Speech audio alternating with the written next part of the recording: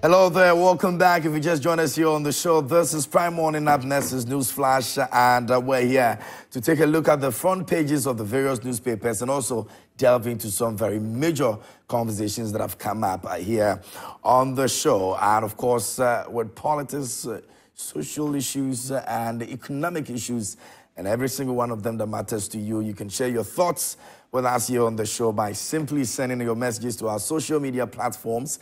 We're streaming live on Facebook. You can drop your messages over there. Our WhatsApp line is very active, and we'll be checking out some of your messages you've sent to us here on the show.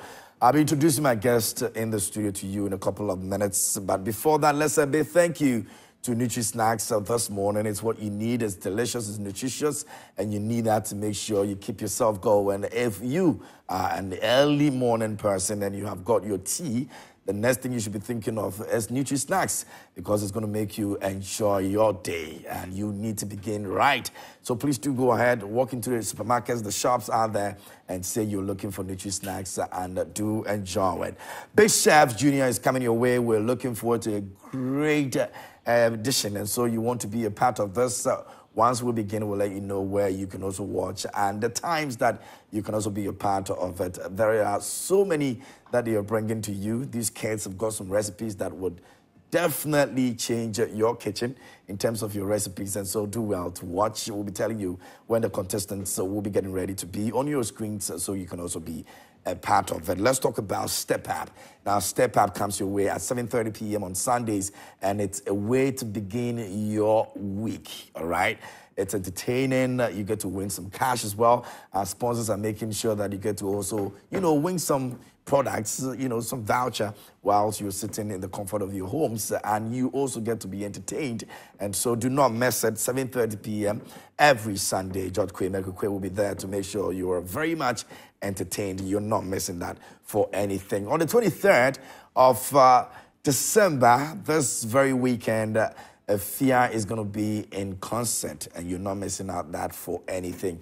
Our very own Afia Nocturnal has got a concert coming up at the Accra International Conference Center. You need to purchase your ticket and come through. It's Afia live in concert, and there are so many surprises that will be coming your way. And so please do well and show up. Let's have a good time. It's going to be a dirty December, and you're not missing out any of these shows, including Afia show. And this is a show that a lot of people are, looking forward to, because it's a long time that Afia put the show together like that at the conference center. So please, with all the albums and singles she's released, it's going to be an intimate session that you don't want to miss. So do well to come through, purchase your ticket. Let's have a good time together at the Accra International Conference Center. And congratulations ahead, with regards to our very own Afia Santua, also looking forward to breaking the Guinness World Record for Sing-a-thon. That will be happening at the Akwaba Village on the 24th. It begins throughout the 27th and some hours that we'll be looking forward to. You do not want to miss out that.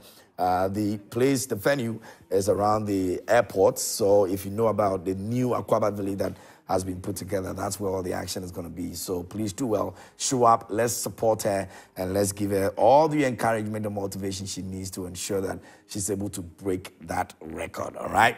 See you there as well. And that's what it is. Ladies and gentlemen, we'll still have some more things that I'll be sharing with you here on the show as we move on. But this morning, I've been joined by Honorable Timothy Atabwade. I want to him. He's the former MP Bilsa North constituency, and he's representing the NDC this morning here with us on the show. He's a family, and he was asking me when we're going to be breaking for Christmas. Honorable loves Christmas. He loves Christmas. Honorable, good to see you. Good to see you too. And good to see my brother, and good to also say hello to our viewers out there who have been contributing enormously to the discussions ongoing here, sharing their opinion. We want to wish them a happy Christmas and a blissful new year coming, even though the challenges this year shows that most of the media houses are not even playing Christmas carols. It's the first time that we are spending. Oh, we Christmas. have been playing a lot of them. Yeah, but it tells you how the economic challenges and conundrum has been hitting hard on people. And if you look at the budget this year, it clearly tells you that there's no hope in the budget because the taxes are huge. It's impacting on the living standards of people. I hear kids even complaining about this year's Christmas and so on. But be that as it may, we still want to thank God for his mercies and favors for bringing us so far out to today, and we wish everybody well. We are hoping that next year comes in with a different tide altogether, and then we'll meet once again on your elections year platform. There's so many elections happening this year. I mean, we'll get there. We'll definitely get there. Yes. Mr. Kwaku from the National Communication Team, NPP, has also joined us this morning. As always, he's also a family here, and we're excited that you joined us, that you're able to join us this morning, sir. Yeah, thank you very much. Very good morning to you. Nice hair you have. Thank you. As I told you, I'm challenging you. No. So very soon I'm going to grow my hair like yours. Why won't you challenge me? I'm going to grow my hair like yours. A very good morning to you. Good morning to our viewers, church viewers. I'll say a very good morning to His Excellency, the President, Nana Addo Akufo-Addo. And I'll say good morning to His Excellency, the Vice President, upon whom I believe come 2024 December, God will bless him, or God will bestow upon him the ultimate leadership of this country. He's supporting the president very well. And I say good morning also to the people of Tema West, to all the delegates there, to all the party people, and to all those who are supporting the party in Tema West. I say very good morning to you. Let me quickly say good morning to people of AAK constituency in the central region. Let me say good morning to them. So that's your constituency? No. You're just wishing them well. I hail from there, actually. Oh, okay. I wish them well, yes. Great. All right, so we're going to get into the newspapers. We'll check the front pages real quick, and then we'll come back and look at the substantive issues that we're talking about this morning. Now, Daily Graphic says Nana Akufo-Addo is offensive chief-elect, and page 16 has got a story on that. Don't get distracted from your mandate, Akufo-Addo urges Bank of Ghana. 2023 was a results best in 4 years, YX says so. And the big story over here, 66,000 contest local polls today. That's captured on the front page of the Daily Graphic. And GSA sets up first independent laboratory. Ministry hands over flood early warning equipment. That's Daily Graphic reporting on news. And Ghanaian Times also has on the front page, district level elections. Go out, cast your vote.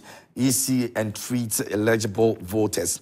And Mrs. Jean Mensah captured on the front page, asking everybody out there to go out and cast their vote. And away from that, Dr. Baumia's running mate consider Ghana people for VIP. Ghana Assembly supporters appeal to NPP. And also, aspiring assembly members and campaign for votes nationwide. Page 12 has got a story on that. Ghana Navy intercepts 45 bags of marijuana at Agoko. That's the Ghanaian Times front page this morning. Blue Cross Ghana campaigns against drug addiction, and hung Parliament in Ghana demands neutrality. Speaker says so. That's the back page of the Ghanaian Times. Says the most authoritative newspaper. Away from that, Daily Guide is here, and angry Bagbin slams Nana over 3 bills. And page 3 has got a story on that. Ghanaian women less corrupt, AG says so. All set for district assembly elections, and Obo ready for Asante Achem seat. Our very own Obo, the musician, I don't know if it's a former musician now, because he can just wake up any day and say he wants to sing again. But officially, he's not said that he's not singing anymore, so hopefully. But now he's eyeing the Asante Achem seat. Interior Ministry hits the road, and page 6 has got a story on that. You can read about it. Let's see if we've got a few stories on entertainment that we can do quickly and move on to the other stories in the newspapers. Now, I don't smoke weed, Black Prophet says so. Mr. Ibu's family denies second leg amputation rumors, and Shatta Wale kisses new girlfriend on stage. If you've seen that video before he performed, that was the rituals, quote unquote, he did before the performance. And that's some stories on entertainment this morning. That Mr. Ibu's story is also very devastating. You quite remember that just not too long ago, one of his legs was amputated, and now they're looking forward to getting the other one. But the family says that that's not it. But it's been on social media, you know, as of over the weekend till now, even as of last week, You know, there were reports that his other leg has been amputated, but the family says that is not the case. Now, he's been struggling to even eat, you know, and so we're still hoping and praying that he's able to come out of that situation he is in right now. The final this morning says BOG steering a more robust financial sector. President Akufo-Addo says so. 2023 Media Capacity Enhancement Program kicks off in Accra, and 190,168 WASE scripts cancelled or withheld in 4 core subjects over more practices. A1 to C6 in 4 core subjects ranges from 62.23% to 76.76%. And away from that, EC deploys 71,775 BVDs, 116,741 personnel for assembly elections, and that's EC doing the most over there. Aboard to contest Asante Achim South parliamentary seat. That's also the finder this morning, and that will be all the front pages and the back page, if you want, of the newspapers that we have this morning here on the show. Now, it's time for us to get into the main topics that we want to treat this morning. Earlier, I was telling you about the LGBTQ bill that has been actually sent, you know, to the president to assent his signature to pass it into law, but the president did not do so, citing some reasons why he's unable to actually pass that into law. Now, the president's decision to actually do that comes with regards to the Consolidated Fund, and he thinks that it would impose some charges on the Consolidated Fund, and so it's a reason he will not be able to do so. Now, the Speaker of Parliament has not been very happy about that. There was a clash with the majority leader as well. We're going to be looking at all of that. But before that, let's begin with the president. A couple of days ago, or weeks, you know, the Speaker of Parliament went very hard on the president because he believes that the president has not been doing certain things that he feels are right. And so he, you know, quote unquote, described the president as a lame duck. Now, don't forget that the president has come back to hit on the speaker and still maintaining that he's in power and he has the power and he's still the president of the nation. And so the speaker may have his own way of describing him, but he still believes that he's got the power in his hands and he has the ultimate decision to make when it comes to issues like this as the president of the republic. Let me begin with you, Honorable. What do you make of this? Yes, I think, let me once again say good morning to our cherished viewers again. In fact, when issues are vigorously discussed, both in Parliament, in the media, and in the electorate, within the electorate, I keep saying that it brings out the best and the finest policies emanating from those discussions and so on. And we know that the Constitution clearly distinguishes between the role of the executive, the members of Parliament, and the judiciary vis-a-vis the role that we have to play as citizens within our political dispensation.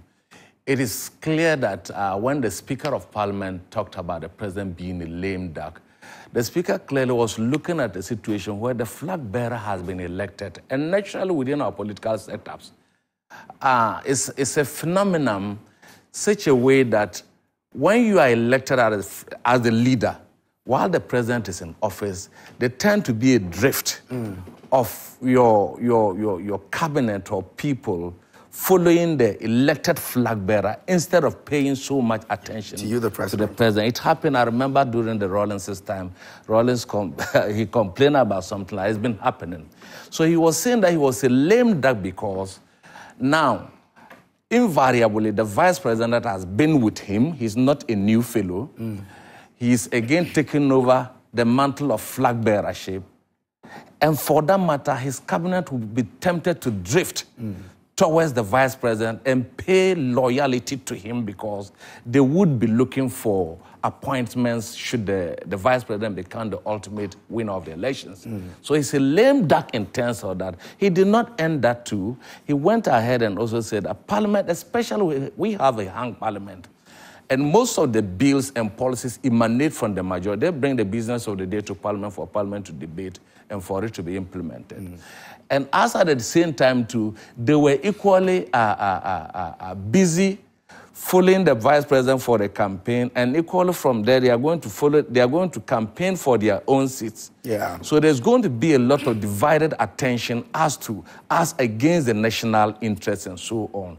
So he was calling on on members of parliament to really make time for business on the floor of parliament, because as of now, the president is no more going to be fully in charge, because we are seeing a situation where the vice president will be taking most of some minor duties in order to boost his campaign and so on. And remember, the president earlier on said that he knows that the country is in a difficult state, and as a result, there will be a new leader that will carry us along or carry us across the River Jordan.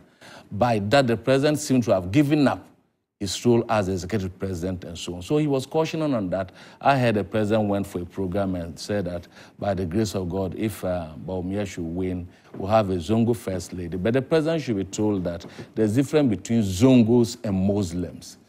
And not all Zongo people are Muslims too. And you can only be a Zongo fellow if you were born and you emanate from that. If you're a Muslim, you are in East Legon, you are in the plush settlements within the city, you are not a Zongo fellow. In any case, the president has a first lady. What did the Ghana people benefit from a first lady? And is that what is confronting the people in the Zongo area? The Zongo area have a lot of challenges. They promised to put up Zongo schools for the Zongo people. Have they done that? Is it that they are waiting till a Zongo first lady comes on board that they can get what confronts them? I think these are the issues. When the president is making his utterances, he must be a little careful and know that people reason. Yesterday, if you go on social media and see the backlash to him, it was serious. And going to the other bills that also brought in the confrontation, similar confrontation between the president and the Speaker of Parliament, stem from the fact that there were bills that have been passed. The president needed to assent to the bills so that they become fully operationalized and law. And these included the witchcraft bill, the criminal and other offences law, and I think one on the Ministry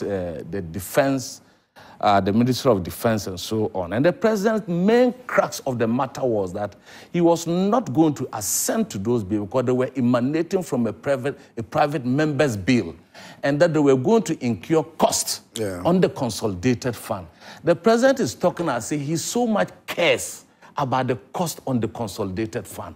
But when you look at the recklessness with which the president has spent monies in this country, he's not a caring president that will be talking about cost being imposed on the consolidated fund. In any case, what is the consolidated fund for? What is it for? It's supposed to meet expenditure. And the bills went through the length and breadth of Parliament. The debate of both the 275 people, it never was a problem with regard to the lay-down procedure for a private member's bill to be brought onto the floor for debate and so on. It went through the Legal and Constitutional Committee of Parliament. It came to the floor of Parliament. In fact, memoranda were sent out there. People contributed. It went through full length. The Attorney General contributed and so on. For the president to say that, I feel that, you see, the president has a subtle way of doing things. Because it was emanating from the opposition side, he does not want to append or assent to it so that it becomes a historical bill that emanated from the minority side. That is because the president talking about the issue that it will impose charges on the consolidated fund is not his matter. Remember that members of Parliament, anything that imposes cost on the consolidated fund is brought to Parliament for debate, and Parliament must approve it. We saw how, through the back door, the consolidated fund was picked without parliamentary approval, are you listening to me, and pumped into the cathedral, which was not approved by the people of this country. You used the back door, took the money, it became a problem. And other funds that are accruing for the people of this country. So the president is not being honest to the people of this country. He has displayed his partisanship in this case. Look, what happened in Parliament is not good for our democracy. The president's duty is supposed, we know how bills becomes law. They emanate from the executive, they go through parliament for debate, and the final assenting is done by the president before it becomes law. When it went through, and look at even how it delayed, the president delayed. If those were the reasons, and the Attorney General advised, you have other lawyers to consult. Why didn't you do that? And the LGBTQ bill is on the way. It's also been initiated by what do you call it? The minority. By the minority. And by interest groups and so on. This witchcraft bill, we know what people under the guise of witchcraft have destroyed lives in this country. We know the criminal offenses that we want to expand it to incorporate what the definition of the UN criminal issues are. We are expanding it. So for the president to say that it is emanating, it should rather boast. In fact, it's a constitutional issue. It should rather engender all of us and bring us together under one umbrella. And let me tell you something. You see, if you look at how we get our consolidated fund, we know that taxes of these countries are paid in so that we use it for all these things.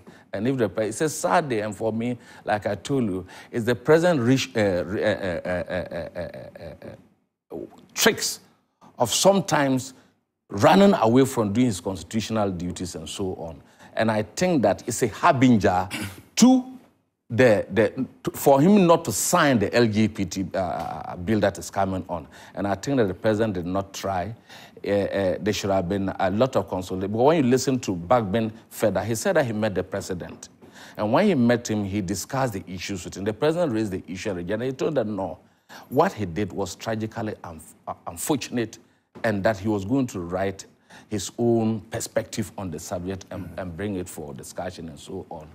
We are waiting to see how it unfolds. But for me, I think that the president should have assented to, because since when you look at the reasons that were being given, if people are to face death penalty, and then they are put in prison, the state would have to feed them in terms of their welfare and so on and so forth. So you want the people to be killed. When we know that in murder trials, sometimes people are mistried, and when you immediately go to execute them, finally, better evidence is unearthed to show that the fellow did not commit the crime. The fellow is dead. And my brother, the last time, can you remember the last time we executed a human being in this country by the president as a signing? What it meant is that we have already been catering for those who were supposed to have died 30 years ago, and they did not die because the president did not assent to those bills. And the president did not sign the death sentences. So we have been catering for them already. Already those who had committed crimes against the state, and the death penalty has been put on them. They are still in prison up to today for the past 30 or 40 years. Haven't we been catering for them? Has that been an issue that has affected negatively our consolidated fund? No. So what is the president talking about? You said that a signing of that would mean that the state would have to incur extra cost in taking care of people who should have died by virtue of their committing a crime. Already we are taking care of people who should have been killed by way of hanging or shooting. For the past 40 years, we've been taking care of them. So what is the president's issue? So I think that the issues would unfold. The Speaker of Parliament will adduce superior argument as to why he feels that the president is wrong. Maybe some people in this country might take it to the Supreme Court for interpretation and we'll get a clear case. But I think that the president should have assented to these things. But he did not because of the reason he's adducing. And the main issue is the consolidated fund. And I think the people of this country are okay with the consolidated fund. Very well. Koku, so the whole situation was described by the Speaker of Parliament as a patent unconstitutional action by the president, and also the fact that the president is representing the entire, constitution of the land. What do you make of it? First of all, let me say that my brother here, my senior brother, was trying very hard to make it look as if the president is not caring. This is a very caring president. It's a very caring government. This is a government that has spent so much money to ensure that children go to school. I was here 2 weeks ago, and I made the point that the most important legacy anyone can leave for their children, anyone can leave for a nation, is education. So if somebody takes on himself, or a government takes on itself, a vision to educate people, that is a very caring government. So we can in no way describe that government as not caring. Okay? Now, going run all the stuff. Look, the issue is simple. The rules of the game makes it such that you don't, when bills are brought to Parliament as a private member's bill, it must incur costs on the fund. Okay? And it's as simple as that. It's a procedural issue. It's not a matter of principle. It's a procedural issue. And so, in so long as it will incur charges on the fund, then, it's important you don't encourage that. Because, see, if you allow that to happen, and any bill that's raised not from the executive and comes from private people, you open floodgates for many, many bills to come in, right? Once you do for one, it's important you keep doing for everybody else, right? In principle, it doesn't mean that the president doesn't support what must be done. We know the issue with witchcraft, in some communities. And these are very, very bad situations. But these are pressing issues that the president would have to say that this is something that I need to make it go into law. So we don't have the same situations. I can understand you. If indeed it's a problem. This is a negotiation with Parliament. Must be looked at it again. Shall we see the whole framework of the stuff again? So that we look at it. We're looking at it. What do you seek to change from what has already been presented to you? Well, I get that. It will depend on what the president may... Because this is something that went through Parliament. There's been discussions on it, back and forth and all of that. If you look at the LGBTQ situation, this has been months. Procedures, in fact, Sam George and the others were very peeved when, the back and forth was just becoming too much. And so it's been deliberated upon. What exactly is the president seeking to see again? I'm saying that it's a matter of procedure. It's as simple as that. Going all around the stuff is a matter of procedure. When a private member's bill is raised, it mustn't incur costs on the consolidated fund. That's all. That's what he's trying to do. So it's a procedure. And according to he's been a member of Parliament before, you don't only look at the substance, but also the procedure in law, as lawyers will say. Not only the substance, but the procedure. So the fact that it seeks to achieve a good end doesn't mean the procedure mustn't be followed. All right? And I'm saying that whatever must come from private members' bill mustn't incur any cost. Only consolidated fund. And that's as simple as that. How much cost do we seek to incur if we I cannot quantify it. We're already feeding people in prison. Sometimes when these laws are made, extra things have to be done to make sure it's executed. So it's not as simple as, what is there already, we'll cater for it. Indeed, if what is there already will cater for it, why would they raise the issue of charges? I hope you understand me. If already you're working here, all right, and you need to do an extra 2 hours for the same pay, what's the big deal? But if you do extra 2 hours, HR says, no, that extra 2 hours is going to give, we have to pay an extra, 5,000, 6,000. You might think about it. That's where we are. You understand me? So it's not a matter of not caring about the bill. It's an important bill, we agree. It's not a matter of not caring about people. It's just procedural. It's as simple as that. So let's not really go around and make it look as if someone doesn't care and doesn't want to sign a bill. And he also brings in the fact that, the president is the lame duck president. Listen, the president is still in charge. He will be in charge until the 6th and 7th of January 2025. He's in charge. So that argument of him being so... But some sort of attention will be taken from him as far as the vice president is concerned. Because the vice president position right now automatically puts him as the president of the NPP. No, necessarily no. Naturally, of course, people will gravitate to a new leader. Happens. It doesn't mean the sitting president... Which also take something away from the sitting president. I don't think it will take anything away. It might not be necessarily the power to make decisions, but the fact that the president would have to, if you like, hibernation. So it's a new leader of the party, all right? How does it affect any sitting president? Sign a bill. How does it affect? Would he say, now as a new leader, so I can't sign? How does it connect? I hope you understand me. It's neither here nor there, all right? This is a government that has shown care for the people of Ghana. This is a government, as I said, keeps spending so much money on education. And as you see quite recently with the results released from education, you saw it recently. Fantastic results. Fantastic results. these are issues that should also occupy our minds as Ghanaians. You understand me?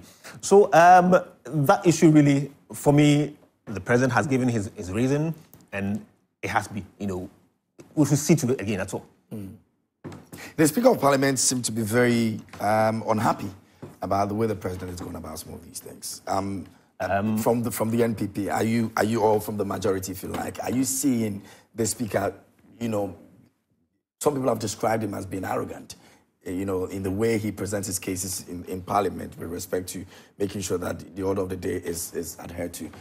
How does it come to the NPP? How do you see how the Speaker of Parliament is going about it? I think that constitutionally, yes. Sometimes you're the Speaker, all right, but sometimes you may have a particular view on some particular law or some particular procedure and so on. And that's why even my brother, who's been in Parliament before, said that it may get to a point where somebody will send to the Supreme Court for interpretation. Because even though you're the Speaker, there are times things come to you and you don't know it all. And that's why somebody will seek interpretation in the Supreme Court to bring clarity to the whole matter. I think that sometimes his way of addressing the president really is not the best. All right? It has different views and different ways of seeing things. And that is a certain precedent. And I think that some respect be shown to him. All right? He's the first gentleman of the land. And you come third also. You understand me? And so some respect should be shown. And so for me, I think that the Speaker should be a bit more circumspect in the way he's handling issues in Parliament and how he actually confronts or addresses the executive. You understand me? Yes. Quite recently, and I'll come to you. Quite recently, he had, a few days ago, in fact, yesterday, in Parliament, the Speaker and the majority leader had a clash, And I'm asking from the question that I asked, in your case, do you also think that the Speaker is just becoming a bit, agitated about things that he probably should just be relaxed and say, you know what, I know I'm the Speaker, I'm the third gentleman, but in cases like this, I want to take my time and address it. I think we all sitting here, we know the Speaker very well. And we know how Speaker Bagbin has conducted himself all over the years, from the time of being a floor member to the leader of being Parliament, to a minister, to a deputy speaker, and even the ultimate He's the longest serving. Longest serving. So the issue of he knowing the procedure and knowing the ethics of Parliament, you can give it to him in terms of that. Our majority leader Chairman Sabon, so when I was in Parliament, he was there with us. He's good. You can't take away the fact that he's quite a brilliant guy. He knows what he's doing, and so sometimes issues on the floor are heated and debated, and you see the passionate way with which they do these things together. So you might misread a passionate debate to mean that the fellow is arrogant, because the fellow knows what he's about. Speaker Bagbin, I must say that I don't think that there's someone in Parliament that knows the standing orders and the Constitution more than regarding to what should happen on the floor of Parliament. Or in fact, he has interacted with them for a long time and so on. And remember, my brother, we are dealing with a human rights president. Someone who came to the presidency as a human rights fighter. Someone who has been arguing against the maltreatment of human beings all over, whether you are a witchcraft, you have been forcefully accused and so on, even the death penalty and so on. But the present reason was talking about cost. That's the major issue. That was where I said, no, I don't think that the issue is because these bills would bring cost onto the consolidated fund. Because already, get me, already, already, like he said, we have over 15,000 prisoners in this country. And prisons are not places where you go. They are reformation centers. We are supposed to send our people there and reform them to come and contribute to the development of this country. We can all find ourselves there. Sometimes I'm not even happy that our prisons become like it's a torture chamber. You go there, you can't sleep, you cannot even eat yourself. Sometimes I wonder why our ministers of defense have not made it an issue to make that place a habitable place and a place to change people who hitherto were not criminals, but certain things later. You can go to prison through any mistake of yours, and you find yourself to be there. It shouldn't be a place for torturing people, that you come out west If indeed we are going to spend money to ensure that we reform our people who unfortunately are caught by the law from our consolidated fund. Look at Auditor General report. 52 billion Ghana cedis is off, including the Minister of Interior, including prison services and state agencies and so on. Can't we reform that place? If these laws are supposed to send, maybe, I don't know, maybe one day our farmer said, my brother will be there or you'll be there. We should come back, reform. That's why some people... Yes. That's why some people end up coming out as pastors. Some will come out as evangelists. Some will come out as well-reformed carpenters, masons, and so on because they've been trained. Let us see how it can well be a place for reform and not to destroy people. So for me, I think this issue, it's not a matter, because it went through the 275 members of parliament, the procedure was followed and so on. And even the president's delay in assenting to it raises a lot of issues. If immediately a thing came and the president immediately looked at it and said, this was the issue, we can go beyond that. Now, you see, when you look at yesterday, the exchanges between the Speaker of Parliament and the Majority Leader, the Speaker told him that you are not a first-time MP, you know the procedure. This is the point that they were going through the previous minutes as captured in the Hansard. So afterwards, you can still get up. But he wanted to take the thing out of it. And the Speaker said, no, you are not. You resume your seat. When I finish reading, we'll go through the minutes. In fact, that's the first thing we do in Parliament. Parliament just like we're having a discussion here or a meeting room, and so you go through the previous. Then when there are other issues emanating from the minutes, then we can say in any other business you can then car. But he wanted to take the win from it because probably he also saw that Bagben's reaction to the president not assenting to the bill was in a way, like he said, there was nothing wrong for Babin to have disagreed with him, but he should have ended there, shouldn't have gone beyond there. Yesterday, I listened to both of them and so on, and I think that it is not antagonistic. It is part of the antics in Parliament. It is part of the style of the Majority Leader, whom I've known over the years, and I don't think it sends a bad blood. We may see that way. Later on, they meet at the business committee meetings and so on, and then the business will resume. So for me, I think Bagben was only someone who is so confident with the rules. You know, when you are confident with rules, you become overly confident with what you do.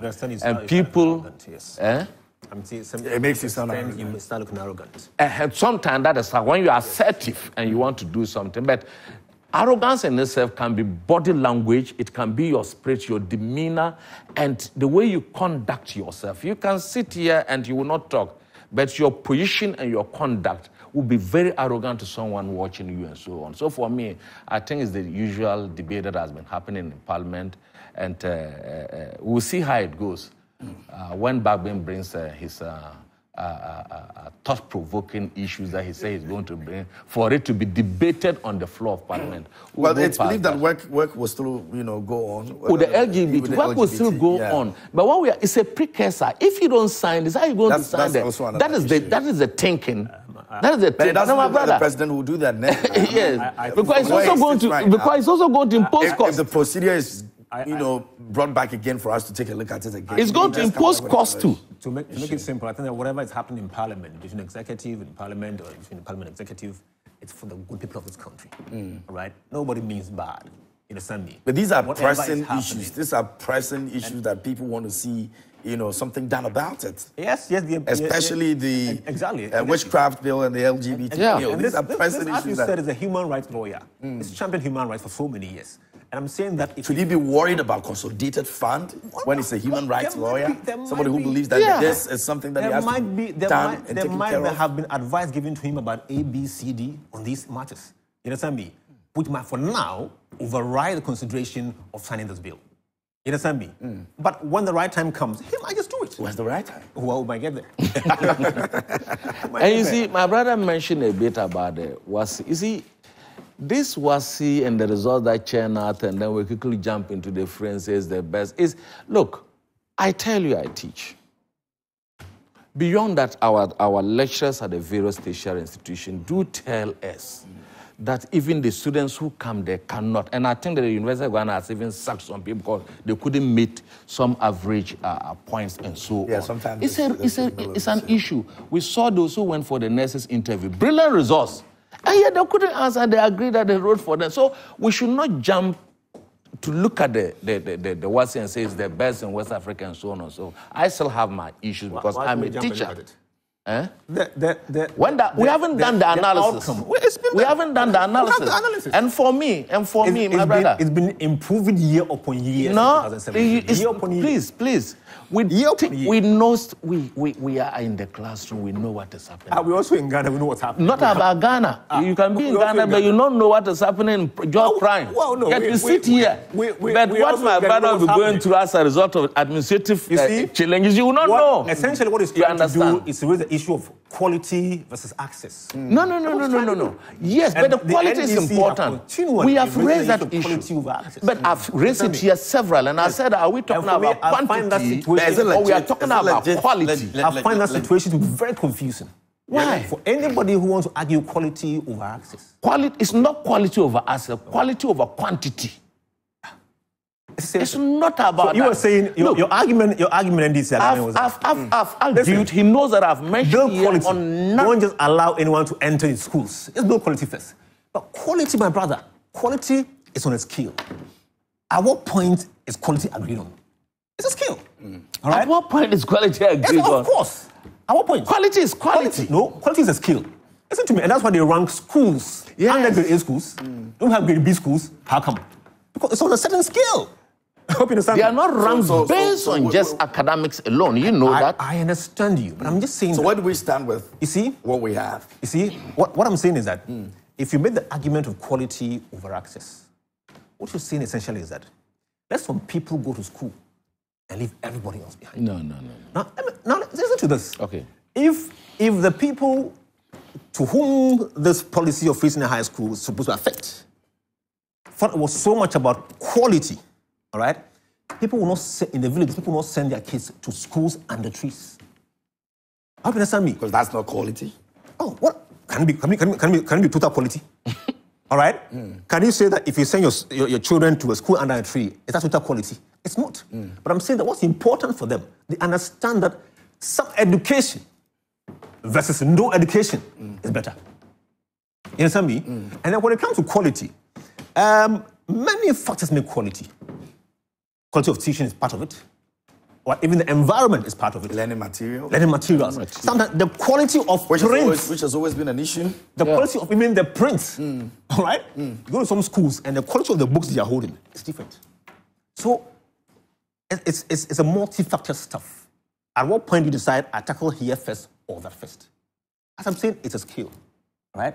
But for me, it's important that people have access to education. People can go to school. Despite the challenges. Of course. You see, when you say that, KMG, when you say that, assuming you have got 4 children, you want to give them with a quality top education. Well, you could decide to leave 3 kids at home and send one to school and put all that money for 3 extra kids to that one child, hoping that he comes out with all that grades and went to the big school and all that. Why not? Why are you not sending all the children why are you sending all the kids to the same school? You understand me? If you make the argument of quality over access, then that's what you should do. Leave some kids behind in your home and send one to school, hoping that when he's done, he can take care of everybody else. But I tell you, the challenges that person will face when he's done, all right? Making sure he's handling the extra 3 or extra 4 is not funny at all. So it's important people have the access to education. Having said that, even though we've allowed, the president has made it possible for many children, many families to have the chance to go to school, right? There's still a lot being done in terms of quality. So it's a balancing act. You don't do one first, and then another one comes. It's a balancing act. So as you're tackling access, you're tackling quality. Now, quality, a part of quality is all these teacher licensure exams to ensure teaching quality. It's part of it, being implemented by this government. Is that not right? A part of quality. It's a KMG. It's all part of quality. Just a little comment. If you go to the schools now, right, the government has put up a lot of infrastructure. I can tell you the infrastructure investment in dormitories and in classroom blocks, right, in some schools is far more than putting together one e-block. Far more than that. All right, so this conversation will dovetail into our WAEC conversation. Yes. So but let me take some. Honorable, I'll come to you. Let me take some messages. It's actually part of the conversation where the next topic that we're treating. So let me take some messages and then we can continue from there. This one says, "Good morning, guys. I dream Rose, so Rose laughing. My favorite Christmas carol is Oh Holy Night, same as I see her favorite. Okay, they should rename it Correctional Centers to reform people. The name prison doesn't exist any longer." That is Arthur from Freetown, Sierra Leone. Good to know. I hope you're good. This one says, "Good morning, KMJ panelists. The president refusal to assent to the 3 bills under the guise of it imposing a charge on the consolidated fund is what? It doesn't lie in his mouth. Article 108 is applied by the person presiding at the time, and the bill was introduced when the person has gone ahead to admit the motion, especially when the bill has gone through all the processes." Daniel from Cantonment sent in that one on the issue of the bills. Now, good morning to you, KMJ, and your panelists, especially to the honest and truthful Honorable Timothy. Our president will be remembered as the worst performed president Ghanaians ever had in the history of our dear nation. This was the legacy he wanted to leave and was begging Ghanaians to try him. Now we tried him and we learned our bitter lesson. Now all is over for NPP and Dr. Bawumia come 2024. My regards to incoming MP for Miom constituency, Alhaji Musbau. Sumani Hamza sent in that one. Let me go over here and see what we have. This will probably be a birthday message. Sid will be doing that for you pretty soon. This one says, "Assalamu alaikum, honorables. I wish all the assembly aspirant in Achasa constituency all the best of luck. I urge all the electorate to vote for the one who is wise and loyal to his people and can do the job. Vote massively for Magdaku Wayogo at Ayekua electoral area. Mohammed Zeno Abidin Zongo Kakos constituency sent in that one. Alhaji Hamza from Pig Farm says, "Good morning, KMJ. Interesting, we live in this country, but wonders shall never end. We were made to believe that Addo is a human rights lawyer. He fought for the rights of the poor and the needy ones.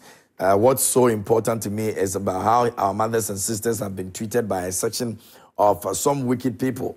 I can't think far and I cannot think madness. Mr. President refusing to sign to the bill of witchcraft into a law is totally unfair to our women in this country. My brother, have you ever seen a rich man's mother or wife called to be a witch before? It is only the poor ones who always suffer in the hands of the wicked societies. I am so disappointed in the president, a human rights lawyer indeed." Anyway, okay, there's no... Even the witch.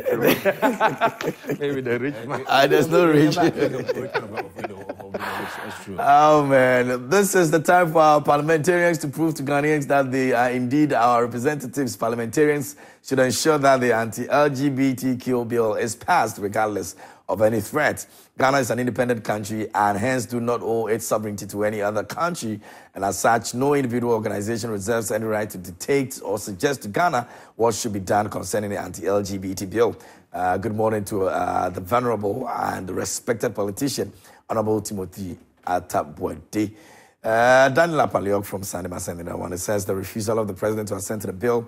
The LGBT bill is a clearly calculated attempt to frustrate the passage of this bill into law. LGBTQ is stranger to the Ghanaian culture and should not be allowed a foothold in this country. I urge our parliamentarians to remain resolute and take firm steps to ensure the bill is passed into law. Ghanaians are closely watching this NPP government led by Nana Dankwa Akufo-Addo, and Daniel sent in that one again. This one over here says, "Good morning to you. COVID-19 taught us a great lesson, and that is generation. And after that, we'll never forget to for good to some. We'll never forget to do good to some, if you want to put it that way. It may be a wonderful story to tell, but some, it may be a horrible or horrific story and a very painful moment to reflect on or to describe. My point is that a dangerous virus has surfaced out by name Wuhan, that is killing affected people like the way COVID-19 did, although there's nothing like this within the continent of Africa, most especially Ghana. I think Minister in charge of health must put appropriate health measures to prevent Wuhan from entering into Ghana as COVID-19 did. Love, respect. Aaron Babako, Kokovisa from Latavio, she sent in that one. All right, so... That was linked. My favorite Christmas carols, Meguguyi from Pesi in West District of Volta region, and you're talking about Feliz Navidad. Okay. Sid will be getting most of your Christmas carol, your favorite Christmas carol, and some of your birthday wishes as well. Keep them coming through. And that'll be all for now. Let me go up and see what we have over here. Okay, so let's get back to business. Yeah. So over 4,000 results from the WASE has been actually been blocked.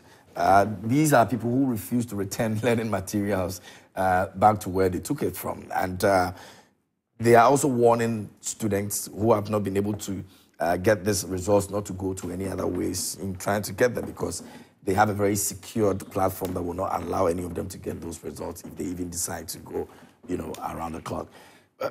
Why would any student decide that I've come for learning material and I'll not take it back to where I took it from? Yeah, interesting. I think beyond that, you see, like I was telling about the quality. Look, we vacated in November. Schools will be reopening for the second years in March. And they'll be writing their exam somewhere August or so. And that has been the challenge. And you see, students now spend more days at home than they used to spend in school. And that is a challenge that we have to look at as a nation. Because we're trying to run a certain system to ensure every other person has the opportunity to be in school. And there's nothing wrong if a policy comes, then we'll look at it from a nationalistic point of view, review it and do it properly. You know, my brother said that we say review means cancellation, and that has been the banter. But even the issue review, it is not as it is that every policy, be it education, be it anything, must be reviewed before you know where you can go, so that you put in the challenges and fix them. If we have been doing that up to today, probably the challenges that confront the program now would have been addressed. And I don't want to repeat myself. Look, I have a child who is in school, and he's in second year. He'll be going back in this January. And he will be writing immediately. The contact hours have completely reduced. Now, coming back to the issues, you see, we must support WAEC to ensure that the script, the results that comes out are the best, because we are not the only people writing WASE. But they say the results are the best. I'm talking about the cancellation and then other issues that come with it. Any measures that will be put in place to ensure that students do the writing during the course of writing their exam must be done. We must not encourage mediocrity. We must not encourage a system where people smuggle items in to ensure that they get the best, while the hard-working students who sat overnight burn the candle to ensure the right thing comes out for. So the Education Ministry came out this year, sometime in the middle of this year, to say that most of these things have been taken care of. No, but we don't see them happen like the way they do. But they are still there, because yesterday they were even talking of, there's been some more practices. There are about 3,000 measures must be put in place to ensure that we reduced it completely. And that students must know that they have to work hard. Is that possible? Yes, it's possible. Can we get to a point where we say that it must be zero exams malpractice? No, there cannot be zero, but we must completely reduce it to the barest minimum, to a negligible percentage or number, such a way that it does not affect the quality of those who will come out. Because look, it's just like a diplomatic passport. If diplomatic passport is found in the hands of people who are not qualified to use it, and then countries all over who are supposed to give you certain privileges if you're using a diplomatic, continue to see that the status of people using a diplomatic passport coming there does not measure up to that. They will devalue your diplomatic passport. If people begin to find out that our educational levels here, in terms of the way we conduct the examination, does not bring out the best of them, they begin to downplay our certificates that we get out of the schools and so on. So the issues about students who materials that are meant for the continuation of other students who would be in school, who would take over from them, they send them away, they should be surcharged for that. And that one, you cannot do anything about it. There are some of the students who sometimes you do not know what goes into it. They steal these items or they misplace them and so on. They should be made to pay because it is for, as we talked this morning, government has not supplied the full text that is needed for teaching of various subjects in the school. So sometimes they pair with the little that they have and so on. Look, government was initially providing a Wi-Fi, free Wi-Fi for students for about 2 years running. The cost has run into 56 million. And that's a novelty, isn't it? Government providing Wi-Fi to school, that's a novelty. You see, I have been part of it. So I'm talking as a practical teacher. That's a novelty. You understand? Yeah. This Wi-Fi that was used was basically in the computer laboratories. But for 2 years running now, government has not been able to pay the service providers. So it has been cut off completely up to today. No more Wi-Fi is being used. So Wi-Fi. Wi-Fi is wife. So, for me, I think that measures must be put in place to ensure that we do not get the colossal numbers that we are getting anytime we write WASI because people want to smuggle in foreign materials to get it easy and so on. Because when you even pass, as a result of the foreign material you go in, the next stage, you cannot smuggle in foreign material because you will go into the next stage of your academic progress, which is any tertiary institution that you will go in. How are you going to be smuggling when you go to any of the universities, the training colleges, the technical schools, and so on? So WAEC will be right, but I think further investigation is needed to ensure that people are not unduly, probably mistakenly got their names onto those lists and so on. As the issues unfold further, we'll see how best it can be done. But I think that there's much more to be done in terms of our learning, the curriculum in school. Confidence must be built in the students that they cannot get their way out to write the exam through any other untoward means. They must sit down to study. And it takes a collaboration between not just the students and then the teacher, but also the parents in addition must also inculcate into the students the best way to write these things. And we must ensure that there's discipline. If you're a student and you are not disciplined, you cannot write a successful exam at all. You must, studies generally is a very difficult thing. I tell people that, you see, to pull down this building is very easy, but to study, to sit down, you need discipline. To build difficulty. All those who have done well in terms of their academic progress and so on have been very disciplined students and so on. Even those who write their books. Today, if I write a government book and I come to write it, I need to even sit down and study my own script before I can come and then write. But government must also be seen to pay its dues. Look, yesterday I was listening to, I think, Akufo-Addo, the Education Watch, and he was talking about the cost involved in trying to cater for students, even within this free HSS and so on. A research has been done and so on. You know, the BC and so on, most of the amounts of money, the basic monies that go there have not been paid by government. Government owns so much to the schools, and government must begin to ensure that whatever debt that the schools own is paid. You know, recently there was an issue of teachers who were charging some fees, and they have been suspended headmisters and so on. They're still investigating it. Yes, and I think that, like I said last week, those headmisters were doing something that the state should have done, and they've not done it. So they need to complement, they need to fill in the gaps. Unless if investigations are done to unearth that these charges were done to satisfy personal interests, but if they were done in good faith and in consonance with the parents that bring their children, I don't think the head teachers who have worked over 30 or so years to get to where they are should be unnecessarily bastardized in terms of these things. If you go to the schools, I can tell you what is happening there. Look, they are now using even the PTA as conduit to charge, because if any headmaster or headmistress wants to talk about these things, you are immediately targeted and you lose your job. And you are even embarrassed. Sometimes they come on at a time that you might be innocent. You understand? Okay. If PTAs and parents are not supposed to pay, government is supposed to take up its responsibility. Okay. You know, we keep saying, look at the amount of money that you spend for the free HSS up to date. Government said it was 7 billion. The minority in parliament challenged and said they should produce, they said it was 5 billion. Government said 7 billion. In any case, we can even spend more if it's going to. 5 billion up until 2021. Yes, and it increased to 7 billion. Well, over the years, You understand? So So for me, I don't think that 7 billion is an amount that is huge in terms of the fact that you talked about the fact that we better have an enlightened and educated citizenry than to have half-baked citizens who become dangerous and even precarious for our peace and tranquility in this country. If we think that we do the right thing.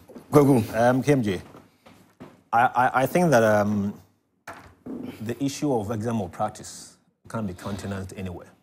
I don't support that by any means. It's important we understand that the issue of exam malpractice has been happening way back. It didn't start from today. You're a teacher. You know that. You've been a teacher before. And I've been a student too. Exactly. But it didn't happen during my era. Yes, all of us here. My era, it didn't happen. Ever since. Yeah. So let us not create the impression that, oh, because free senior high school came, people are cheating. No. It's been happening every time. Okay? Now, even if you see the numbers, okay, just for analysis, about 4,000 students whose exams have been cancelled or were held, as compared to 500,000 kids who were allowed by this policy to enter free senior high school. That's from 0.008. Very, very small. So we cannot say that because of free senior high school people are cheating more. It's got nothing to do with that. The WAEC is doing what it has to do, and rightfully so, to make sure that people are punished. So it serves as a deterrent for those who come next time not to do what was done before. So it's right? But you see, now he's talking of, he mentioned the fact that there's Wi-Fi in school, and that's a novelty. That a government has thought of wise. It's not operational at this moment. Well, we'll come to it. No, I don't even want to go there because a government has thought of wise to provide Wi-Fi and to enable learning in the schools, wherever they are. Again, let me also make the point that he says that the contact hours in schools have reduced. It is never true. I'll tell you, it is never ever true. The contact hours are intact. The same course is intact. Things are going on. We still have the same duration. Yes. It hasn't reduced. Compared to a couple of years ago. It hasn't even reduced. this one, we are spending 3 months at home. Look, it hasn't They were reduced. supposed to come back on 21st. Don't forget. They went just on the 4th. Don't forget that. They are coming back on the 21st. Don't forget that now they are running the semester system. We have first semester and second semester. As compared to previous, where you do first term, second term, third term. So if people sit at home for a longer period, it's not new. No. You are doing 2 semesters. No. You understand me? The contact hours are still intact. In fact, one of the reasons why, before the kids went to school, government made sure they go to school between 4th of December. Yeah, it was 4th December. They're supposed to come back on the 21st. To make sure that all the procedural stuff are all done, the orientation, everything done. So by the time they are back in January, full course begins. They have full contact hours. Because previously what happens is that they get to school and orientation, all sort of stuff is taking attention. You understand me? By the time they realize and they start teaching, you are getting too much. But government will make sure that the contact hours are maintained, so there's quality of teaching for all the students. He also made a point about the fact that sometimes are not being paid. Now, the government and the party makes the point that COVID has had a major impact on our economy. KMG, when COVID came, we had to close down businesses, not close down business. We had to close shop or close, activities for about 21 days, almost a month. Okay? Now, can we imagine the impact of 21 days? Or can you, if I'm asking you, impact of 21 days on your life if it was unplanned? 21 days of being sick, or 21 days of losing your job, 21 days of losing revenue. Can you imagine the impact on your life? So when the government makes the point that COVID has had a real impact on our lives, it's no joke. See, it is not, but I think that it's been overemphasized. No, it's and not. that's what the opposition party always wants to claim. It is not. That we all know that COVID brought a lot of Let me make the point issues to you in terms first. of our economic, Let me and all that. But it seems to be not overflowing. like that's the only thing that almost Because every time it is a major impact on our NPP is economy. using. See, KMG, let's use say 2019 tax revenues, right? In Ghana. The tax revenues by government in 2009 was around 45 billion cedis. Okay? Now, if you divide 45 billion cedis by 365 days of the year, all right? That's some 123 million per day. Okay? Now, so that's 123 million cedis per day to government. Now, we sat at home, all right? We had to close an economy for 21 days. If you multiply 21 days by 123 million, you are doing 2.5 billion Ghana cedis in that period. 2.5 billion cedis. Now, he's saying rightly, right? The government so far between 2017 and 2021 have spent 5.1 billion cedis. Now, that money we lost in that 21 days is half of that money. Now, do you see the impact? Between 17, all right, 21, 2017, 18, 19, 20, 21. So, averagely, government is doing about 1 billion Ghana cedis on free senior high school. And yet, in 21 days, government lost 2.5 billion cedis. Can you imagine now the impact on education? Can you see now the impact on everything else we have to do? Do you see? So it's not overflowed. That is the reality. 2.5 billion in just 21 days. Okay? And guess what? This is money government is not getting, but must still spend. You understand me? During COVID, government spent monies to make sure that people in frontline healthcare, right, were okay. They give tax rebates to these people. Income tax that was supposed to be, say, what, 10%, 25%, 35% was reduced for them. First of all, the revenues coming in is not coming in for 21 days. And yet, you have to give people incentives. So do you now see the impact on our economy? Now, it is at that point when we came back out of COVID, right? That's when all these matters had affected the coffers so much that government thought it wise now to bring in the e-levy to support us. And here, we would have thought... Which couldn't contribute to... Yes, and here we would have thought that as members of parliament, as opposition, haven't realized the impact on our economy. And this is nothing that was planned. KMJ, it's a different when you plan to go and leave. You can plan to go and leave for a whole month, it won't affect you. Because it was planned. I hope you understand me. But here it wasn't planned. Out of the blue, some disease hits the world, and we had to just sit at home. Nobody had planned for that. And so government decided to bring e-levy. Opposition who should have seen eye to eye with government to make sure that the nation finds its feet again would have supported government in this light. They said no. They see that people are struggling, and here they're going to help people struggle more. Because if this e-levy had come into fruition, it would have supported the budget very well. You understand me? And it's as a result of that we saw a run on our currency. Okay? So the impact of COVID is major. So it's the reason the Wi-Fi is not working anymore? It's all part of it. I cannot confirm that. I don't believe what he's saying. No, because already even education. I don't sit here. You can call the PR. I don't sit here and tell us about things. You can call the PR. You have his number. So that's what I want to find out. Is it oppression now? I can't confirm that now because he's is it because it's coming from me? Some light over here. You mentioned. No, is it because it's coming from me? Of course. You sat here and said that the number of hours between the teachers and students have been reduced. It's true. It's a fact. Parents are listening to it. It's not true. Do you have a ward in the secondary school? It is not true. Do you have a ward? Which secondary school? You understand me? Which secondary school? So I won't take your word. And I'm saying that I will sit here and say what I don't know. I will sit Which secondary school? He's aware. All of us, we are aware. And the schools our children go. Even if that was the case, I have just shown to you the impact of this disease, the impact of this global pandemic on our economy. That's making something suffer with the policy. The policy in itself is a good policy. And like any I think that has been fairly argued for, even from the opposition. Like any other thing. When it comes to the like any other thing, the policy itself. Now, this was a party, opposition, who said, when Muhammad was president, he said, if I had 2 billion, I would never invest in free education. That's what we were saying. Now they say what? It is good? Let me tell you, this is a totally confused party. The NDC is the most confused party in this country. In fact, John Dramani Mahama is the most confused leader in this country. Tomorrow he says this, the next day he says that. At one point he says, I review free senior high school. Now, at one point he says, I won't do free senior high school. At one point I'll review it.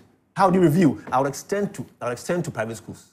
At one point we're saying that, there's too much money being spent on it. Let's review the money issues. And yet you come and say that we're going to expand to private schools. It shows total confusion.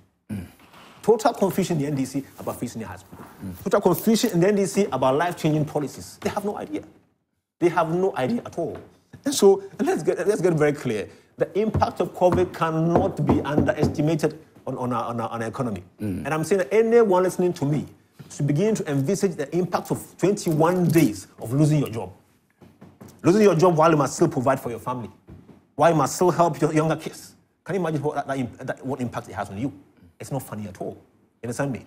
And so the government is doing all that it can to make sure the people of Ghana find themselves in a better situation. We know things are challenged, and we know why things are challenged. I just mentioned to you that's the impact on our economy. But again, it is clear to you that, or it's clear to everybody, never in the history of our country have we had challenging effects that has affected inflation, affected currency, and yet with prudent management now, it's all coming down.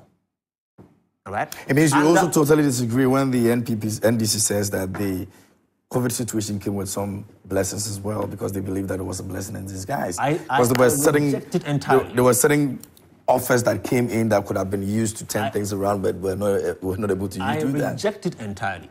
You see, to make arguments to say that while you were not well, you were sick on your lying bed, somebody brings you 10,000 Ghana cedis, all of a sudden you are rich. Hope you understand me. So you are rich. No. You see, now there is an issue about COVID expenditure. KMG. Yeah. Haven't we had a situation where, say, your schoolmates is not well, and you have to come together to contribute to help the person? Haven't you seen that? I'm not sure you know it happens. Yeah. Now, does that all of a sudden make the person better off? No. It doesn't.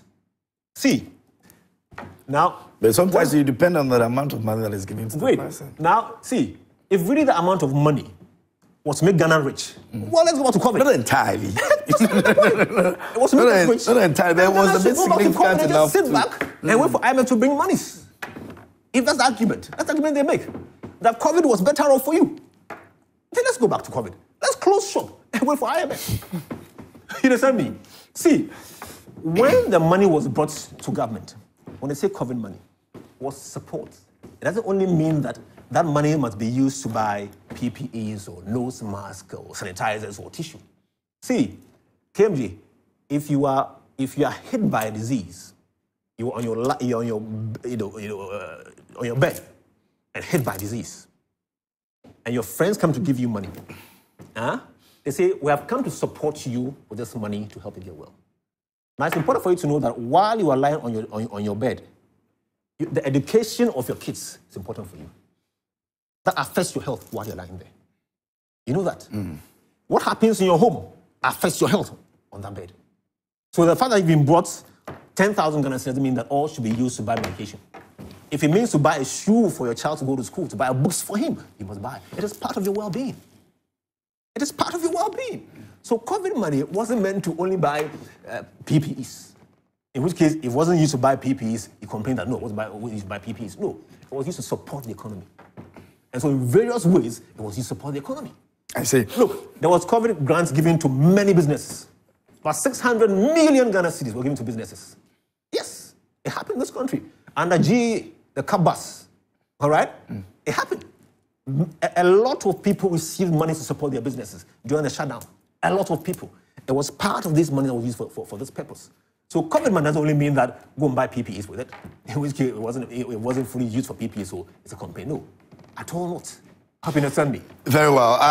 If you just joined us here on the show, this is News Flash here on Prime Morning, and we're talking about WAEC. We've spoken about the LGBTQ bill that brought some heated arguments in Parliament, and also some of the few things that you've also shared your opinion on. We'll be looking at the district elections. It's happening today. Now, the EC chairman is saying that everybody should go out there and make sure they vote. We'll be looking at that too as well. There's a video that I'd like us to take a look at. When we come back, we'll look at the over 66,000 individuals that will be competing for the assembly and unit committee positions in the various local elections polls, if you like. So let's take a look at this video. When we come back, we'll continue from there. I thought I would react. Well, he has gone on and on. On and on while I was watching you.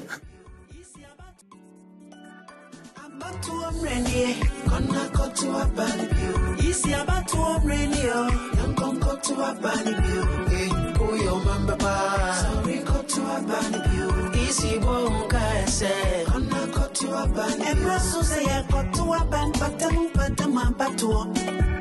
Assembly many unit committee members to a ban. I ain't young punto you want to a ban. I ain't young punto you want. December 19th. Please prepare yourself to go out there and cast your vote. Oh, Mamba Papa, 19th December. Fenopanon so copy your brain. About your brain, no. A bump for a war. Yampe Basa. Young voters ID card. Utuya Kofie. A bono to my wapa. I can camera no. So yo, Mamba Papa. Got to a banubio. About to a many, gonna go to a banibio. Easy about to a many, I'm gonna go to a banibio. Oh, your mama, we go to a banibio. Easy boy, one guy say, gonna go to a banibio. District Assembly elections. Please go and cast your vote.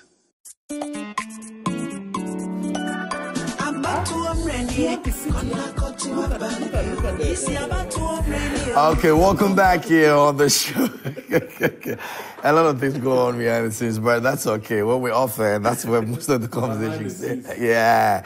But that's for the district assembly elections for today. So the Electoral Commission actually indicates that 18,755 assembly member candidates and 47,502 unit committee member candidates, totaling 66,257 candidates that will be going on the polls. Now, they also say that it spans 6,215 electoral areas across 216 metropolitan, municipal, and district assemblies. And so that's how the figures are looking. The statistics that have been provided by the Electoral Commission is looking. So you want to go out there and ensure you do what you're supposed to do to put the right person there to do the work for you. It's very, very, very necessary.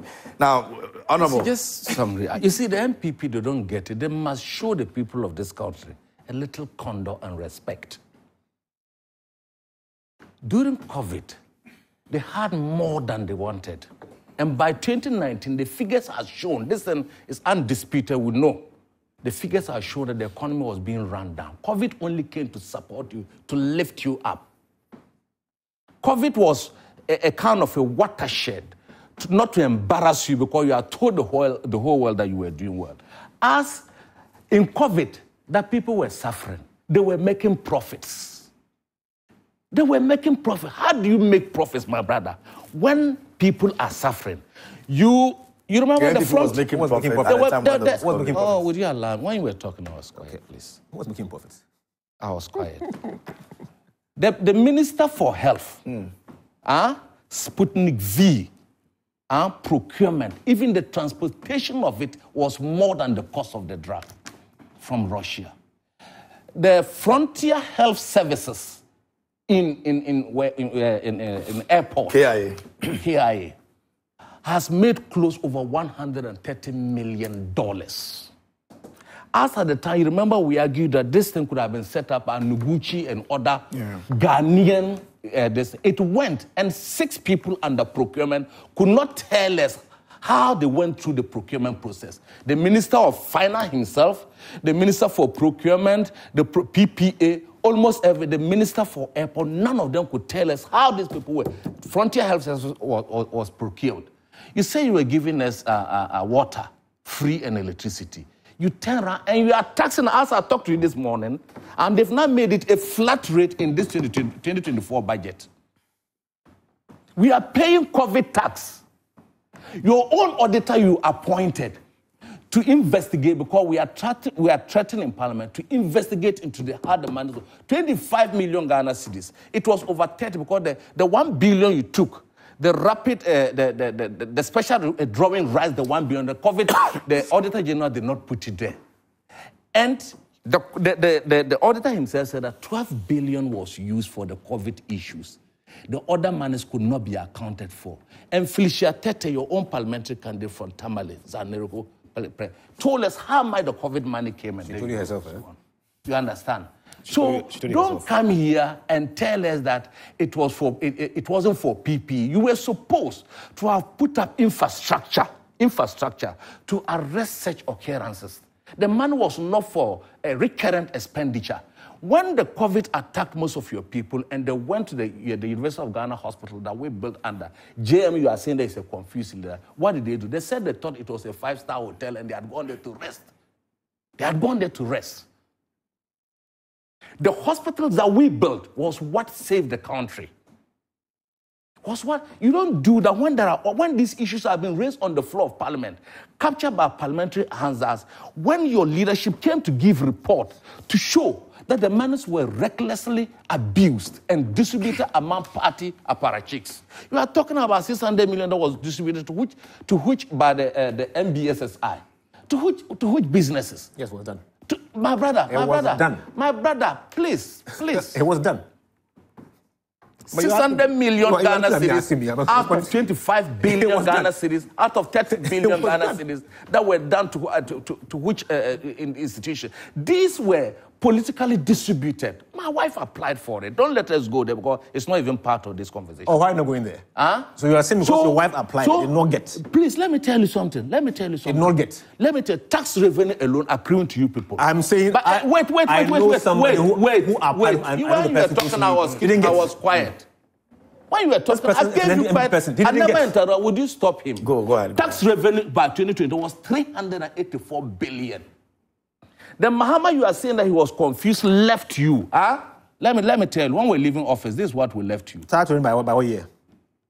Now listen to me carefully. We left you 270 million in the infrastructure fund. We left you $250 million. Wait. The stabilization. When you were talking, I was keeping quiet. Please, let's be decent in our talking here. 250 million in the sinking fund. $1 billion dollars was given to you. You went and used Mohammed's balance sheet. I don't know whether I need to repeat it here. To borrow $13 billion from the Eurobond. $13 billion. Mohammed's balance sheet. Mohammed's balance sheet. You use it. But no, please. But you were looking at me. You were looking at me. I talk to him. Then they have to block you. Talk to him. You may have to get a curtain. You understand?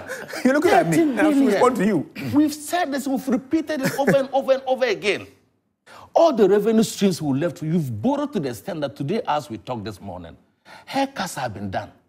To the extent that your external creditors cannot be given haircut. That's why the $600 million that is supposed to come from IMF has been delayed and they postponed for 4 times. There's going to be a January. Let me tell you, you know why the Chinese are not barging in? You own the Chinese $1.9 billion.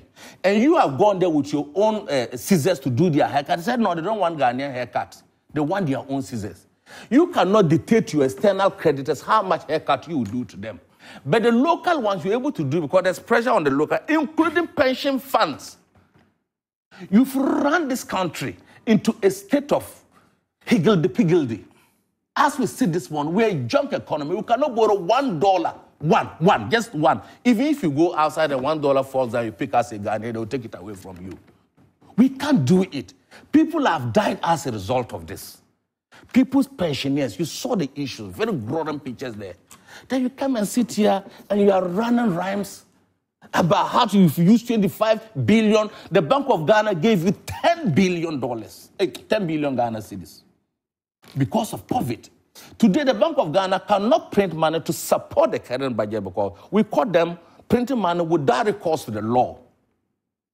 So they are stranded. As we talk, today is the 19th. No salary has been paid. You are not worried about it. Public servants that are okay, so I'll take your closing remarks. So for me, on the elections, allow me to quickly. For me, our time is up. Actually, I understand. Our time is up. So let me just take your closing remarks on the elections. You got $600 million. You don't determine the term I have. No, but he hasn't stopped me. So unless he stops, so no, your closing remarks should be on the elections. what do you want to say quickly, and then we'll go You are lying to talk for 50 minutes. No, He's come- it's the same thing he's only going to say, and then we are done. No, it's not Our time is out. Our time is out. He's come with his own notes. For me, He must spell it out. No, not my own notes. You know, we've been doing this, and we know these things. We've been going about them, and you were not supposed to veer into COVID, but you created it. But the issue is Well, that he had a that reason to mention COVID yes, I had a reason because to of mention the Yes. Wi-Fi Well, situation that was challenges in not, it. was not even sustainable. even kidney problems is less than $1 million. Have you seen the expose by Manasseh Azuri with your outfit? Look, you are paying. You want to pay. You want to pay. You want to pay someone $1 billion free. Jikodi when the fellow say timber merchant. Hey, this country. Huh? So if Manasseh hasn't eaten that, my brother, you are coming here to defend the $1 billion. Will they give you some? But my closing remarks is simple. Today is the day for the vote. Yeah. We are calling on everybody to go out to support and vote. If you know that you want to vote and cause confusion, it's not time to do that. We wish them well. We wish the contestants well. We wish everybody that the best candidate should be voted out to support the local governance system, and then the best people should win the election at the end of the day. Great. Well, KMJ, it's not surprising that Mahama left a great economy, and yet in that same economy, we couldn't get power. Which power? In that same economy, Which power are you talking about? Let's not go back to the Let's not go there. No.